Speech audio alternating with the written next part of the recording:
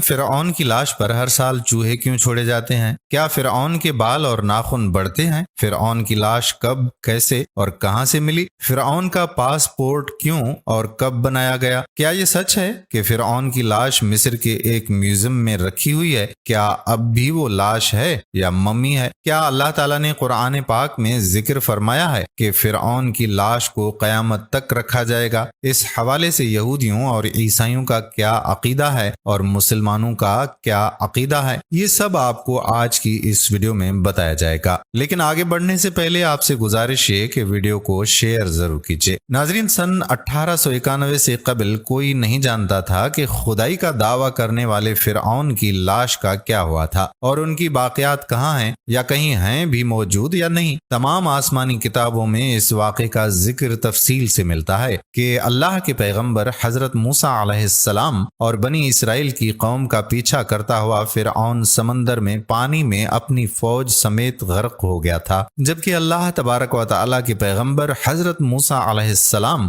اور ان کی قوم کو پانی کے درمیان سے راستہ بنا کر رب تعالیٰ نے خود دیا تھا۔ لیکن فرعون کی لاش کا کیا ہوا تھا، یہ کسی کتاب میں نہیں لکھا، لیکن قرآن مجید میں ظالم فرعون کے انجام سے متعلق عجیب بات موجود ہے جس کی کسی کو سمجھ نہ تھی۔ قرآن کریم کی سورہ یونس کی آیت نمبر 92 میں اللہ تعالیٰ نے ارشاد فرمایا، جس کا ترجمہ ہے کہ سو آج ہم تیری ہی لاش کو نجات دیں گے تاکہ ان کے لیے نشانہ عبرت ہو جو تیرے بعد ہیں، اور حقیقت یہ ہے کہ بہت سے آدمی ہماری نشانیوں سے غافل ہیں۔ یہ واقعہ 3500 سال قبل پیش آیا تھا۔ فرعون کے ڈوب کر مرنے کے بعد فرعون کی لاش کو اللہ کے حکم سے باہر پھینک دیا گیا تھا، جبکہ باقی لشکر کا کوئی نام و نشان نہ ملا۔ مصریوں میں سے ایک شخص نے ساحل پر پڑی فرعون کی لاش پہچان کر پہلے دربار کو بتایا، پھر اس کی لاش کو محل پہنچایا گیا۔ درباریوں نے اس کی لاش کو مصالحے لگا کر پوری شان و احترام کے ساتھ تابوت میں رکھ کر مضبوط کر دیا۔ حنوط کرنے کے عمل کے دوران ان سے ایک غلطی ہو گئی تھی۔ فرعون چونکہ سمندر میں ڈوب کر ہلاک ہوا تھا اور مرنے کے بعد کچھ عرصے تک پانی میں رہنے کے باعث اس کے جسم پر سمندری نمکیات کی ایک تہ جمی رہ گئی تھی۔ مصریوں نے اس کی لاش پر نمکیات کی وہ تہ اسی طرح سے ہی رہنے دی اور اسے اسی طرح سے ہی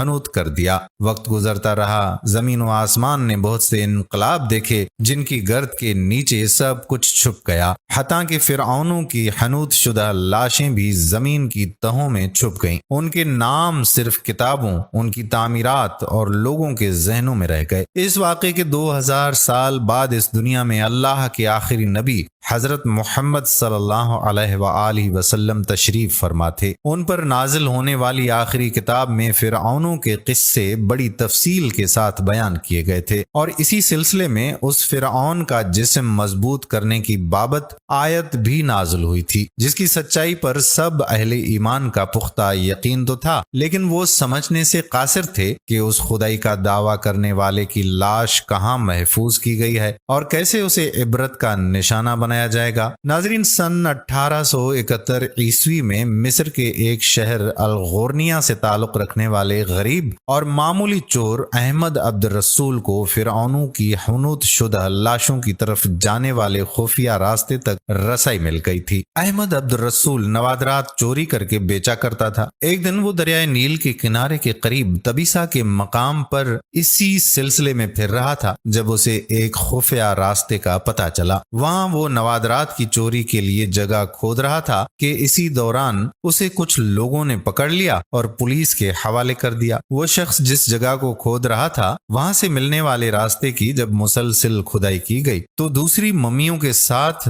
اسی غرق ہونے والے فرعون کی لاش بھی مل گئی۔ اس کے کفن پر سینے کے مقام پر اس کا نام لکھا ہوا تھا۔ ان ممیوں کو ماہرین قاہرہ لے گئے۔ جب ان ممیوں کا تفصیل سے جائزہ لیا گیا تو فرعون والی ممی پر جمی نمکیات کی تہ سے تصدیق ہو گئی کہ یہ وہی فرعون ہے جسے اللہ نے پانی میں غرق کر کے بدترین انجام سے ہمکنار کیا تھا۔ یہ بہت بڑا واقعہ تھا۔ اس کی تصدیق کے لیے دنیا بھر کے ماہرین آثار قدیمہ اور سائنسدان مصر کی طرف امٹ پڑے۔ مختلف سائنسی ٹیسٹ کرنے کے بعد دنیا بھر کے سائنسدانوں نے تصدیق کر دی کہ دوسری سب لاشوں کی نسبت صرف فرعون کی لاش پر ہی سمندری نمکیات کی تہ جمی ہوئی ہے۔ اس تصدیق کے بعد اسے فرعون کی لاش قرار دے کر عجائب گھر میں محفوظ کر دیا گیا۔ 1982 عیسوی میں فرعونوں کی ممی خراب ہونے لگی تو اس وقت کی مصری حکومت نے فرانس کی حکومت کو درخواست کی کہ فرعونوں کی ممی کو خراب ہونے سے بچایا جائے، نیز جدید سائنسی ذرائع سے اس کی موت کی وجہ معلوم کی جائے۔ چنانچہ مصری اور فرانسیسی حکومت نے مل کر ممی کو فرانس لے جانے کا انتظام کیا اور اس کے لیے باقاعدہ فرعون کا پاسپورٹ بھی بنایا گیا تھا، کیونکہ اس وقت کے فرانس کے قانون کے مطابق لاشوں کا بھی پاسپورٹ بنایا جاتا تھا۔ فرانسیسی حکومت نے بہت شان و شوکت اور کسی عظیم زندہ بادشاہ کی طرح فرعون کی ممی کا ایئرپورٹ پر استقبال کیا تھا۔ اس کے بعد فرعون کی ممی کو ماہر ڈاکٹر کی ٹیم کے حوالے کیا گیا، جس کی سربراہی ڈاکٹر مورس بوسلے نے کی تھی۔ مائکروسکوپک ٹیسٹ کے ذریعے تمام اعضاء کا باریک بینی سے جائزہ لیا گیا تو معلوم ہوا کہ اس کی لاش اور جسم میں سمندری ذرات ابھی تک موجود ہیں اور اس کا گوشت ہر روز تازہ ہوتا ہے اور بڑھتا رہتا ہے، اور موت بھی اس کی پانی میں ڈوبنے کے باعث ہوئی تھی۔ ڈاکٹر کو علم تھا کہ لاش کسی اسلامی ملک سے ملی ہے۔ تجسس کے ہاتھوں وہ مجبور ہو کر فرانسیسی ڈاکٹر مورس مصر چلے گئے، جہاں انہوں نے ایک مصری سائنسدان سے ملاقات کی۔ اس مصری سائنسدان نے قرآن پاک کھول کر سورہ یونس کی آیات 90 اور 96 کا ترجمہ کر کے لفظ بلفظ سنایا۔ فرعون کے بال اور ناخن تاحال بڑھتے ہیں۔ اس حوالے سے سائنسدان بھی یہی کہتے ہیں کہ انسان کے مرنے کے بعد بھی اس کے بال اور ناخن بڑھتے رہتے ہیں۔ ہر سال 15 مارچ کو مصر کے میوزیم میں رکھی فرعون کی ممی پر چوہے چھوڑے جاتے ہیں اور وہ اس کا بڑھا ہوا گوشت کھا جاتے ہیں، اور پھر فرعون کی ممی کی ڈریسنگ کرنے کے بعد دوبارہ اسے شیشے کے تابوت میں رکھ دیا جاتا ہے۔ قرآن مجید کی آیات کے مطابق مسلمانوں کا یہ عقیدہ ہے کہ فرعون کو اللہ تعالیٰ نے پانی میں غرق کر دیا تھا اور قیامت تک اس کی لاش کو نشانہ عبرت بنا دیا گیا۔ ناظرین، ہم امید کرتے ہیں کہ ہماری آج کی ویڈیو بھی آپ کو پسند آئی ہوگی۔